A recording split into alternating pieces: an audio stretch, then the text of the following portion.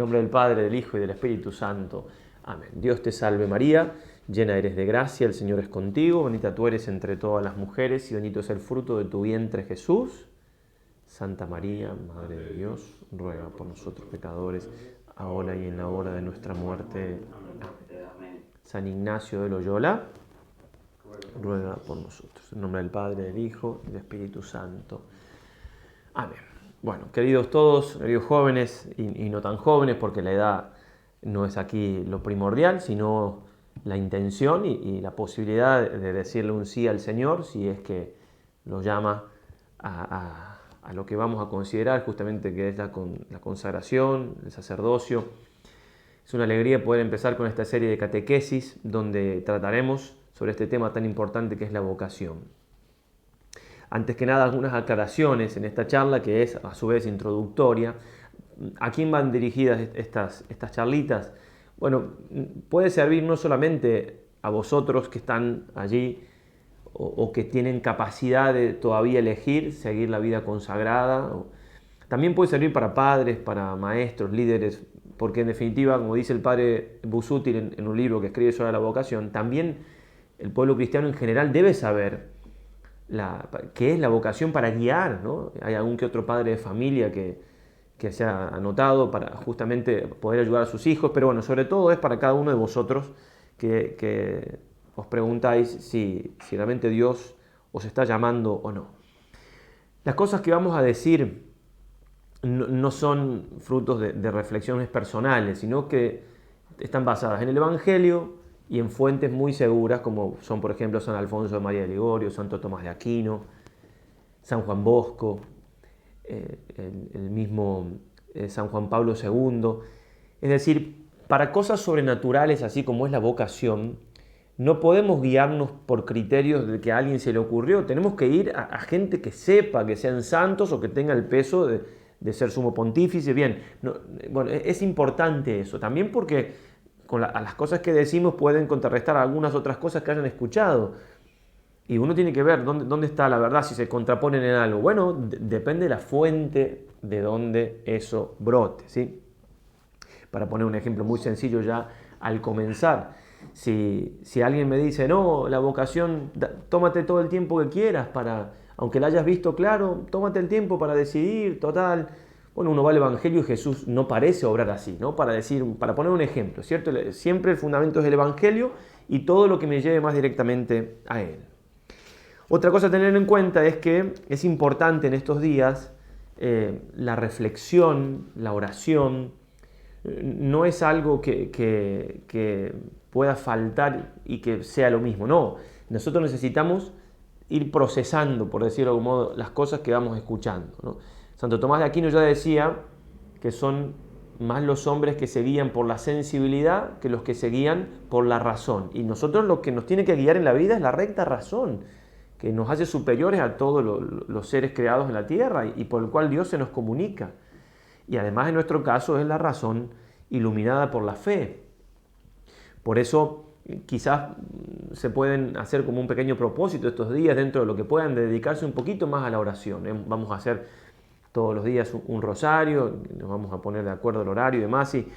Pero bueno, al margen de eso, si pueden a esa hora o no, bueno, ¿qué voy yo a ofrecerle al Señor en estos días para que me ilumine? ¿Qué visitas al Santísimo, el Santo Rosario?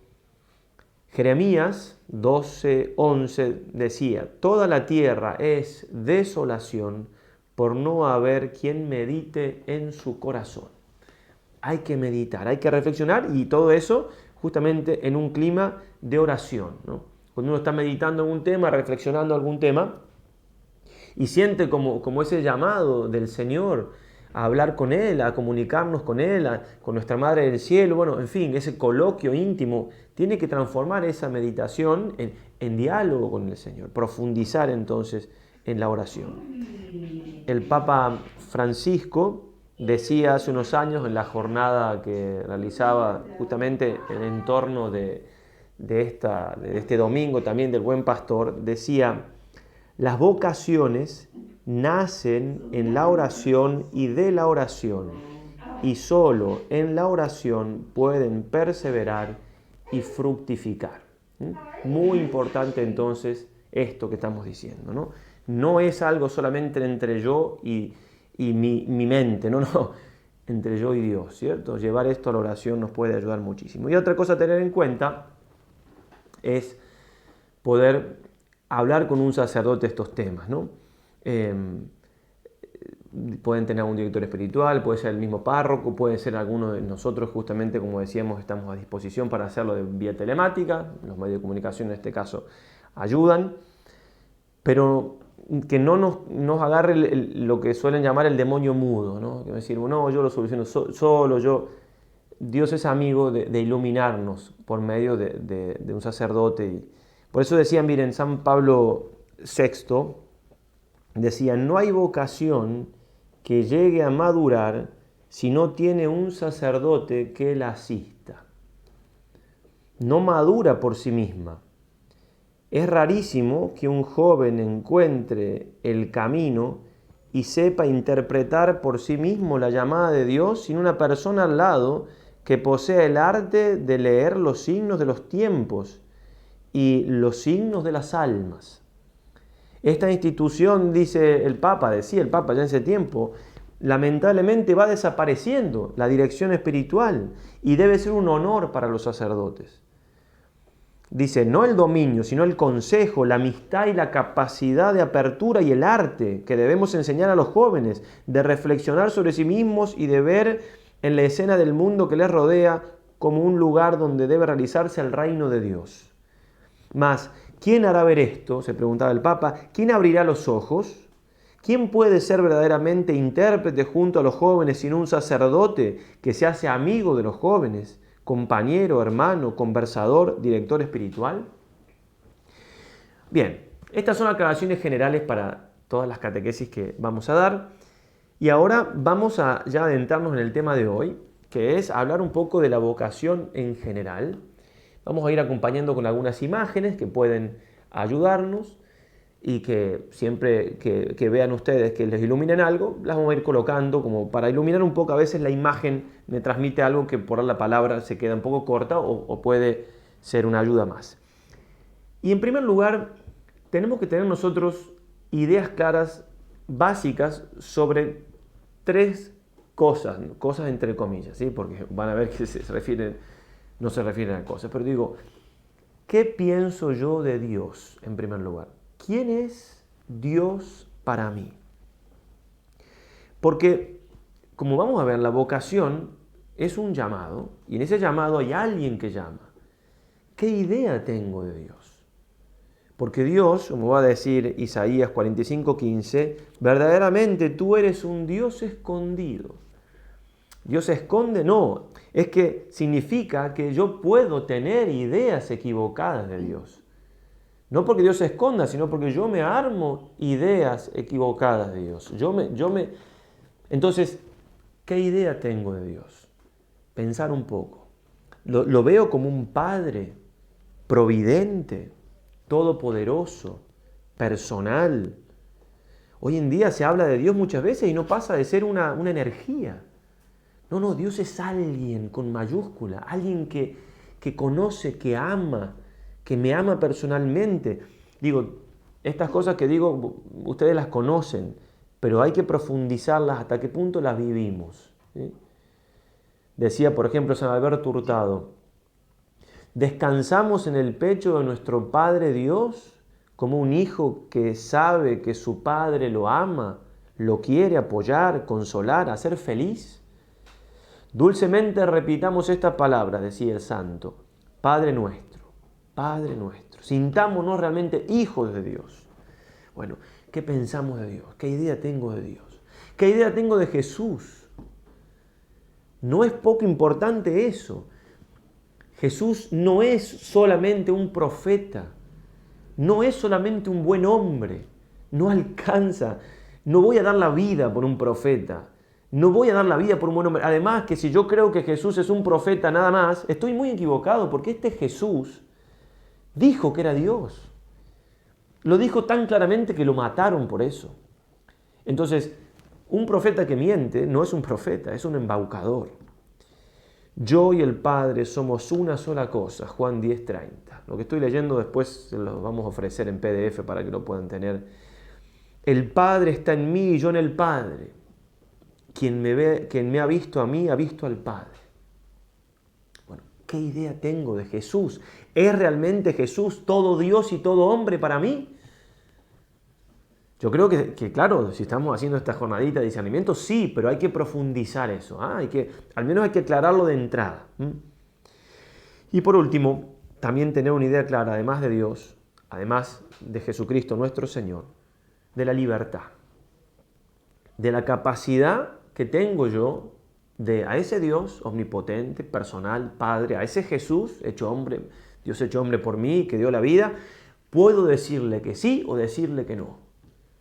Es una cosa impresionante la capacidad que tiene la libertad humana. Siendo tan pequeños comparados con Dios, sin embargo, le podemos decir a Dios que no. Y Dios, siendo tan poderoso, respeta lo que ha hecho, ¿no? Creó desde el principio, dice el Sirácida, al hombre Dios y lo dejó en manos de su consejo. Le dio además sus mandamientos y preceptos. Si guardando constantemente la fidelidad que le agrada quisieres cumplir los mandamientos, ellos serán tu salvación. Ha puesto delante de ti el agua y el fuego. Extiende tu mano a lo que más te agrade. Delante del hombre están la vida y la muerte, el bien y el mal. Lo que escogiere le será dado. Realmente son palabras muy profundas de la Escritura, ¿no? Que yo soy libre y que mi libertad es creadora, digamos, voy creando de algún modo, como aquel padre de la iglesia que decía que somos padres de nosotros mismos. De algún modo nos vamos creando en el sentido de que yo voy armando mi futuro y el de los demás, porque influyo en los demás. Por eso es importante conocer la verdad, como dice el Señor en Juan 8:31. Conoceréis la verdad y la verdad os hará libres. No podemos ser libres al margen de la verdad. Y también necesitamos de Jesús para vivir esa verdad y esa libertad, ¿no? También en Juan 8:26, si pues el Hijo os da la libertad, seréis verdaderamente libres. Bueno, vamos ahora sí, después de estas ideas más generales, a entrar directamente en el tema de la vocación. ¿Qué es la vocación? ¿Sí? Saben, vocación es una palabra que viene del latín, que procede de un verbo que es vocare, que es llamar. Entonces, vocación es un llamado. Ahora bien, Dios nos llama ¿a qué? Primero a la existencia. Estamos aquí vivos porque nos ha llamado al ser. Después nos llama a la santidad. Y no es poco importante este llamado en lo que vamos a ir tratando, ¿no? Vosotros, pues, sed perfectos, dice el Señor, como es perfecto vuestro Padre Celestial. Y si bien al ser, a la existencia, Dios nos ha llamado sin pedirnos permiso, sino que simplemente lo hizo, y bendito Dios que lo hizo, a la santidad no nos llama sin nuestra libertad de por medio que acepte. O sea, nos llama, pero yo puedo decir que sí o decir que no. El que te creó sin ti, va a decir San Agustín, en frase inmortal, no te salvará sin ti, no te santificará sin ti. Ahora bien, justamente la vocación se va a entroncar en esto, porque primero tiene que haber un sí a Dios, de hacer su voluntad en cuanto que yo quiero ser santo, quiero agradarte, Señor.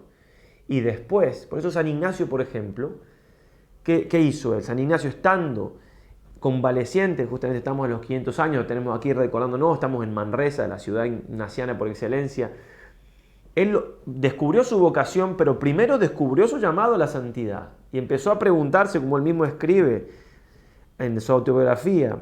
Dice, leyendo la vida de nuestro Señor y de los santos, se paraba a pensar él mismo, está hablando de él, razonando consigo, ¿qué sería si yo hiciese esto que hizo San Francisco y esto que hizo Santo Domingo?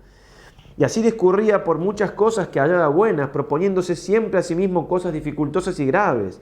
Y decía consigo, Santo Domingo hizo esto, pues yo lo tengo de hacer. San Francisco hizo esto, pues yo lo tengo de hacer.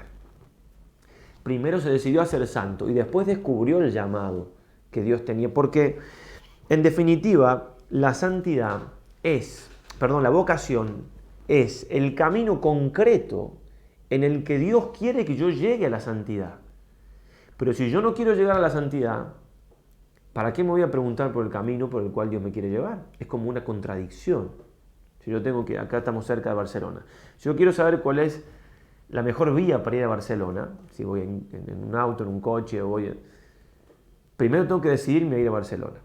Y si yo me pregunto por el mejor camino, le pregunto a alguien, pero la persona se da cuenta que realmente no me interesa ir, no me va a contestar. Entonces, si yo le digo al Señor que quiero saber mi vocación, pero no quiero ser santo, en realidad no quiero realmente agradarle y cumplir su voluntad en otras cosas más de base, más trascendentes, digamos, de que la vocación en el sentido que se suponen a la vocación, entonces no la voy a descubrir. Entonces, una buena pregunta es decir, ¿quiero ser santo o no? Y en este sentido, tenemos que tener presente que la vocación va a venir siempre y cuando yo saque un obstáculo que pueda haber en mi vida para llegar a ella, que es el pecado. O sea, sería hermoso que en estas jornadas nos encuentren en gracia de Dios y si no, confesarnos. Porque claro, para la santidad y para la unión con Dios, la confesión que me quita el pecado grave es necesaria, porque si no yo no puedo estar en gracia. Y si no estoy en gracia, claro, tengo una traba muy grande para comunicarme con el Señor, de parte mía, no de parte de Dios, ¿cierto? Miren, se acercaba una vez un joven en París, en la iglesia de San Agustín, y le decía al sacerdote en el confesionario, Señor párroco, no tengo fe, vengo a pedirle que me instruya. Y entonces el párroco le dice que confiésese, arrodíllese y confiésese. Y le responde, yo no vine aquí a confesarme. Entonces el sacerdote le insiste, se confiesa en la confesión de toda la vida, después le pregunta, ¿están ayunas? Sí, vaya y comulgue. Después de esa confesión y esa comunión, ese joven cambió su vida y al poco tiempo descubrió su vocación. Y ese joven es ahora Charles de Foucault, que va a ser canonizado dentro de poco.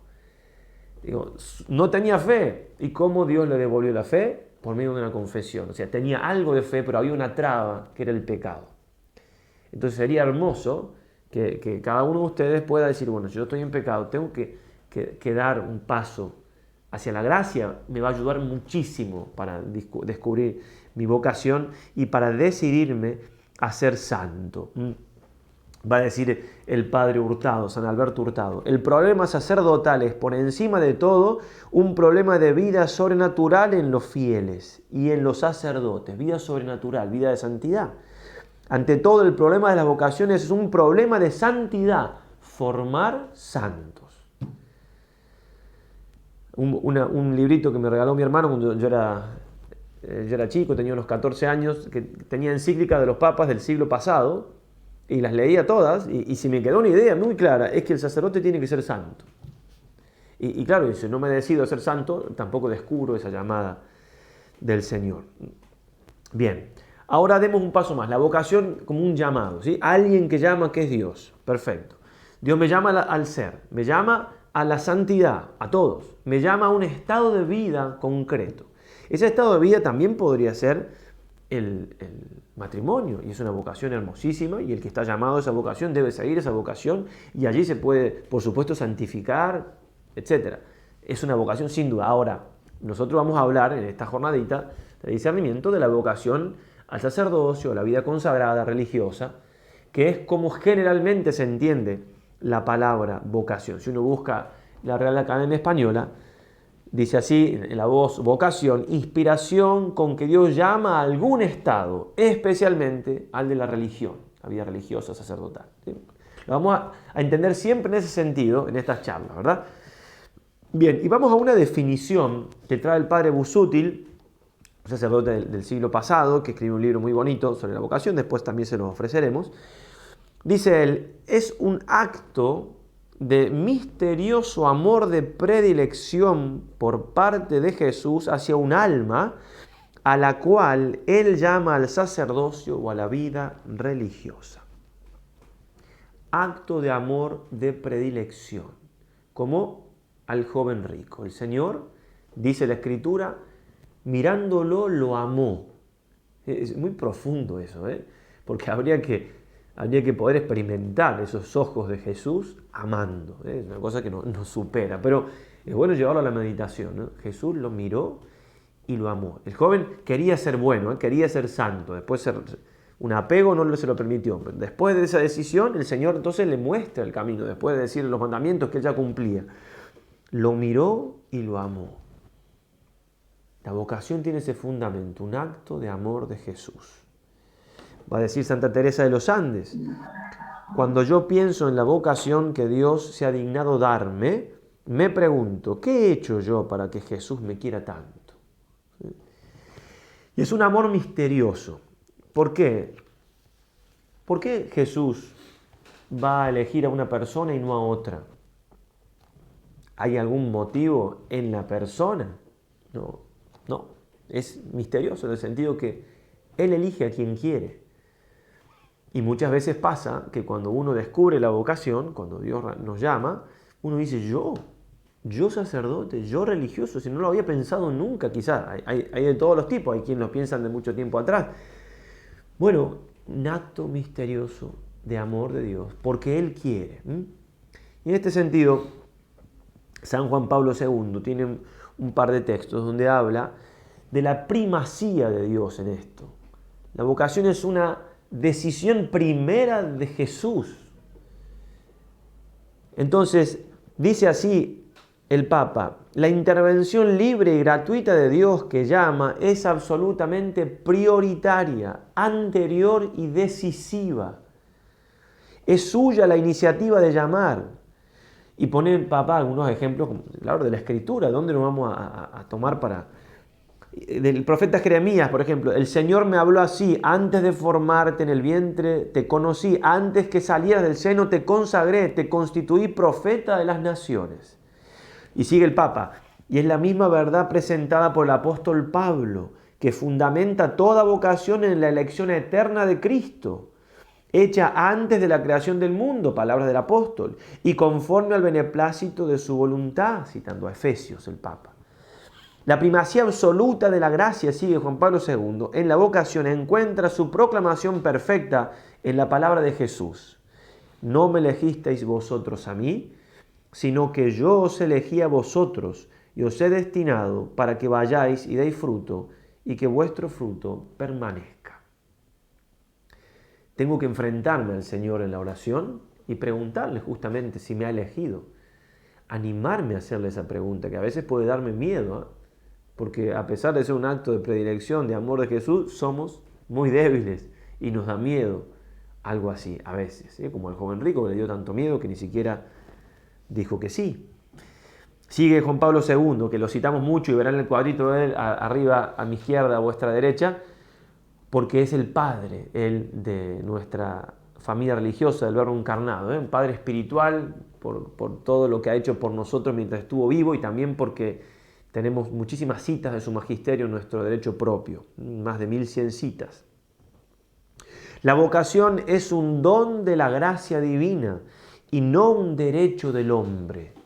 De forma que nunca se puede considerar la vida sacerdotal como una promoción simplemente humana, ni la misión del ministro como un simple proyecto personal. No es que yo decido, voy a estudiar química, voy a estudiar ingeniería, no, voy a ser sacerdote porque me gustó simplemente. No, claro, si me gustó puede haber algo de Dios, pero es lo que tengo que descubrir. Tengo que descubrir al llamado del Señor. Es Él el que tiene la prioridad. Y sigue, de este modo queda excluida radicalmente toda vanagloria y presunción por parte de los llamados, los cuales han de sentir profundamente una gratitud admirada y conmovida. Eso nos hace muy bien nosotros también sacerdotes, ¿no?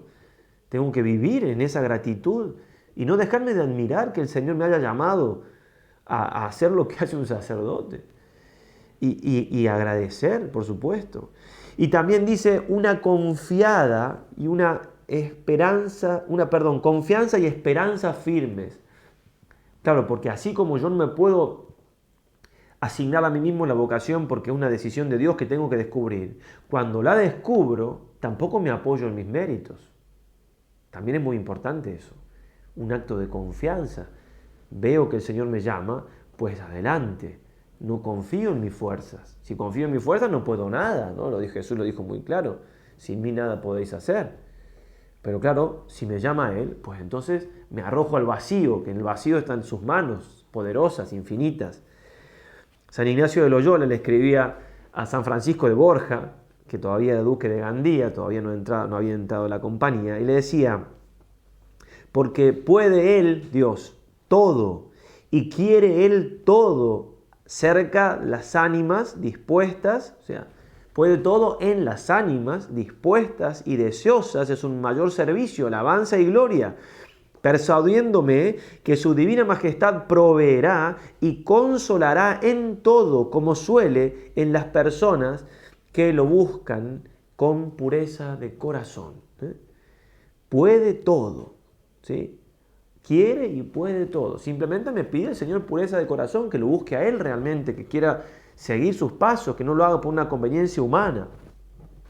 Bien, entonces, el que es llamado, valga la redundancia, es elegido, es amado particularmente, es un predilecto. Y en este sentido también Dios al llamar infunde, no solamente es un acto de amor, sino que infunde amor en el alma, porque Dios no nos quita la libertad, pero también nos da la fuerza para responder al llamado, nos da el amor para responder con amor a su llamado de amor. Decía Pablo VI, la gracia de una vocación depositada por Dios en un alma no es otra cosa, en el fondo, que una aportación más abundante de caridad divina, destinada a su iglesia para la edificación del reino de Dios en la tierra. Dios me da más gracia, más caridad. Bueno, ¿y voy a responder o no? Qué triste. Y en este contexto, si se va entendiendo lo que estoy tratando de decir, realmente lo del joven rico es de una tristeza muy grande. ¿Por qué le dijo que no al Señor? ¿Cómo se perdió ser un apóstol más por un poco de dinero que después se le acabó? Vaya a saber cuándo se le acabó. Y no importa si pecó o no pecó en esa respuesta. No. Es que es muy triste lo mismo decirle que no a Jesús. Y tenemos que, justamente viendo la tristeza del joven rico, que dice el Evangelio claramente, se fue triste, viendo su tristeza, nosotros, que no nos pase lo mismo, ¿no?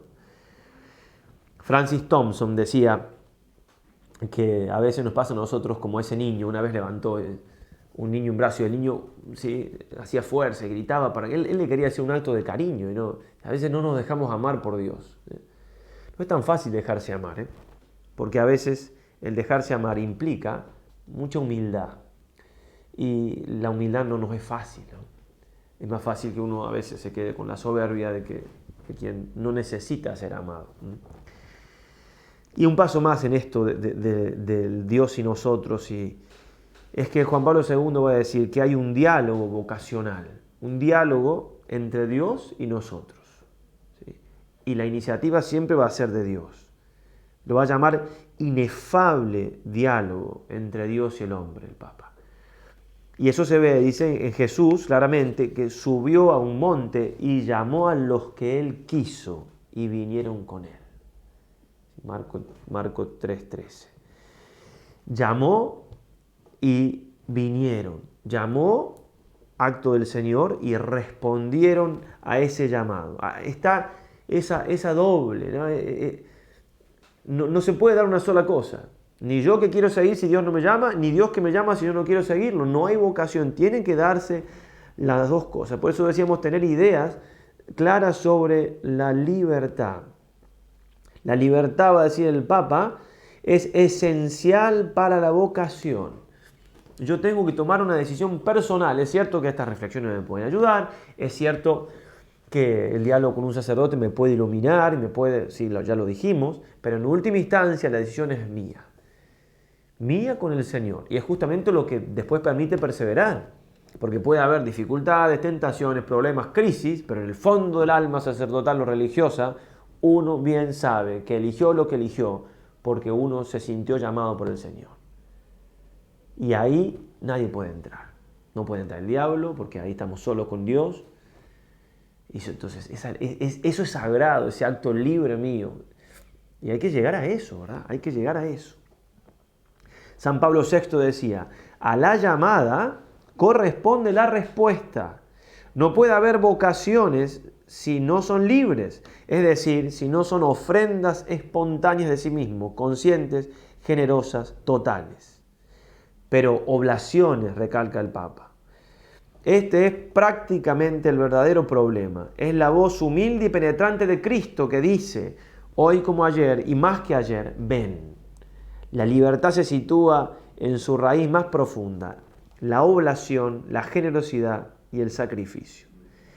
Hasta nuestro Señor nos dio ejemplo de esto, ¿no? Nos trae las cartas a los hebreos, ese diálogo misterioso entre Jesús y el Padre cuando Él se encarna.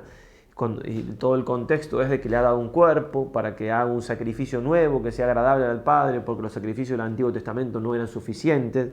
Y termina diciendo en Hebreos 17, he aquí que vengo, oh Dios, para hacer tu voluntad. Es un acto libre de Cristo al encarnarse, el gran ejemplo para nosotros.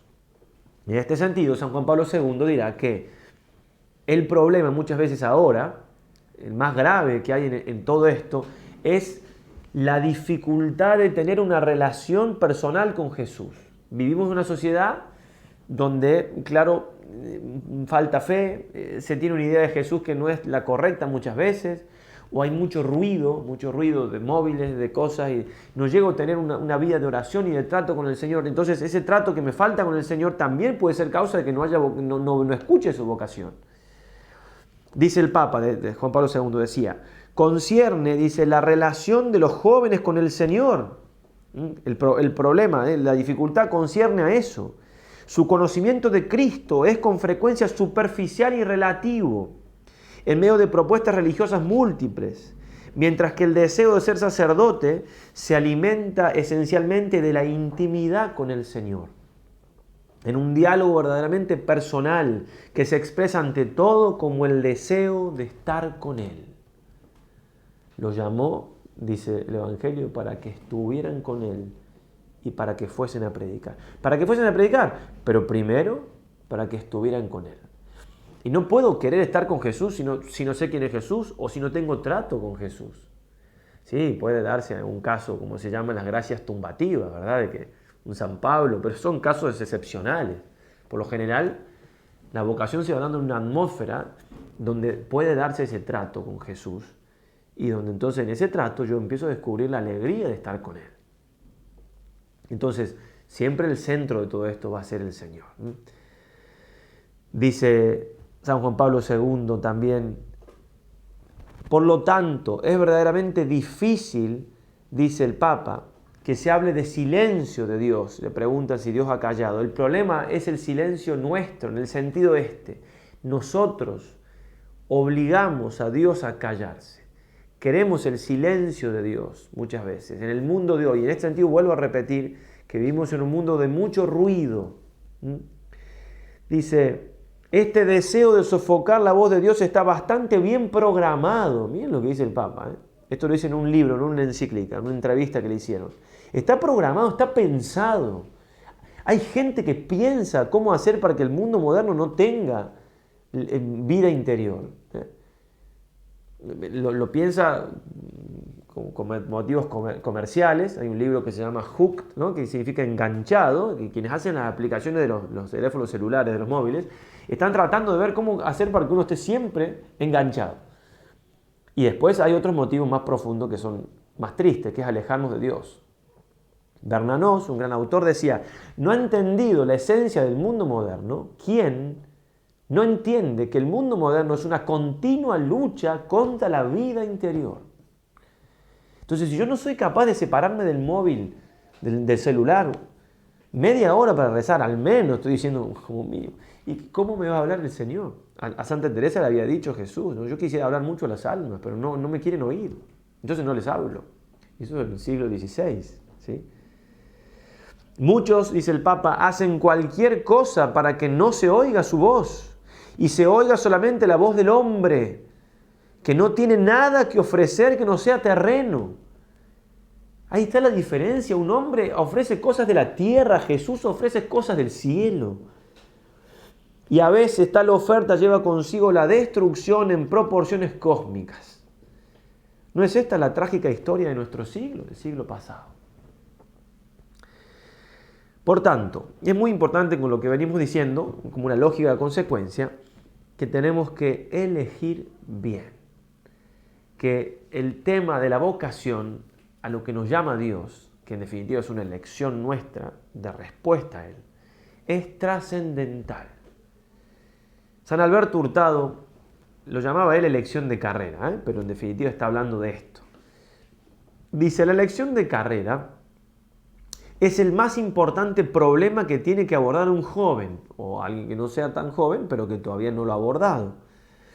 Con razón se afirma que todo el porvenir de un hombre depende de 2 o 3 sí, 2 o 3 no, que da un joven entre los 15 y los 20 años.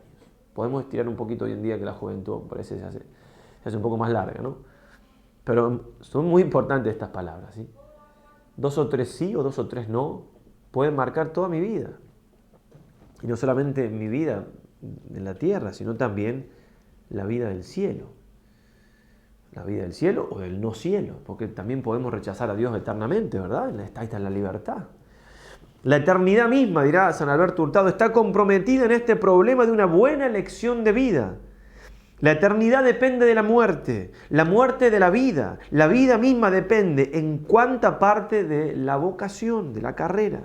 Se sigue pues de cuán capital importancia sea considerar maduramente delante de Dios el estado que deba seguir. Entonces, todo lo que venimos diciendo toma sentido, mucho sentido a la luz de la eternidad. Si estamos creados solamente para esta tierra, si todo se acaba acá, lo que estoy diciendo mucho que no tiene peso, ¿verdad? Pero si estamos llamados para el cielo, si hay una vida eterna y si esto pasa tan rápido, por eso es que no puedo guiarme, ¿no? Yo recuerdo, y eso seguirá siendo así, cuando estábamos terminando la escuela media, el secundario, el bachillerato, como sea, se llame en cada país, ¿qué nos ofrecían cuando se decía vocación? Bueno, hacer un test de acuerdo a las capacidades que tenía cada uno, de acuerdo a las capacidades que tengo, a ver qué carrera me conviene. Pero eso es totalmente terreno, solamente humano, o qué me gusta. Nosotros tenemos fe, creemos en Dios. Entonces la voluntad de Dios tiene que ser trascendental, porque además Él sabe qué me conviene, Él me pensó desde toda la eternidad, Él me hizo para determinada cosa. A ver, un ejemplo muy sencillo que suelo dar, es muy sencillo, pero si yo soy un carpintero y hago una silla, y a la silla la hago ¿para qué? Para que sea silla. Y la silla quiere ser mesa, va a ser una mesa frustrada, no va a servir como mesa. Porque, claro, no tiene la capacidad, no la pensé para eso, yo soy el que sé, el carpintero. Entonces lo mismo pasa, pero salvando la distancia en el sentido infinito. Dios desde toda la eternidad me pensó para que yo tenga un camino determinado. Si yo no hago nada al acaso, nosotros no obramos porque sí. Siempre que hago algo es por un porqué, ya lo decía Aristóteles, todo agente obra por un fin. Dios también obra por un fin. Y cuando nos crea tiene un camino pensado. Claro que libremente podemos seguir o no. Ese camino general está en los mandamientos, ya lo decíamos, buscar la santidad. Eso es para todos, pero después hay algo en particular. O sea, Jesús dice, ni un cabello se cae de la cabeza nuestra sin que el Padre Celestial lo permita. Están los detalles en todo. Entonces acá tenemos que ir a Dios. ¿Qué quieres de mí, Señor? Eso es lo importante. Él sabe. Y muchas veces, de entrada, no se ve bien por qué Dios me pide una cosa. Ya lo veré, ahí está la confianza. El joven rico no entendía. Se frustró su vida. Él entendía que no tenía que dejar sus bienes, lo único que entendía era eso. ¿Y acaso no tenía Dios otros planes mucho mejores?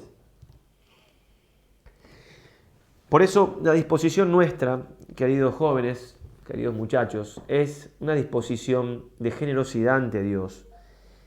Repitiendo la pregunta que hizo San Pablo, caído del caballo, ¿no? Señor, ¿qué quieres que haga? Vamos a ir viendo en las otras charlitas que tengamos algunas cosas más a tener en cuenta, cómo Dios llama y todo, pero fundamentalmente tiene que estar en mi corazón esta disposición. Señor, ¿qué quieres que haga? ¿Qué quieres que haga? Porque así el Señor podrá decirnos, si nosotros no queremos, porque la voluntad de Dios para mí depende que me la muestre, que yo quiera verla. Es una cosa evidente en la Escritura, la importancia trascendental que tiene la voluntad de Dios. Dice, por ejemplo, algunos textos, se podrían citar muchos más. ¿Quién es mi madre y quiénes son mis hermanos? Cuando le dicen, tu madre y tus hermanos te buscan, le dicen al Señor. dando una mirada en torno sobre los que estaban sentados a su alrededor, dijo: He aquí mi madre y mis hermanos, porque quien hiciere la voluntad de Dios, ese es mi hermano, mi hermana y mi madre. En los Romanos dice San Pablo: Os ruego, hermanos, por la misericordia de Dios, que presentéis vuestros cuerpos como hostia viva, santa, etc. Y no os acomodéis a este siglo, antes transformados por la renovación de vuestra mente, para que experimentéis cuál sea la voluntad de Dios, que es buena y agradable y perfecta.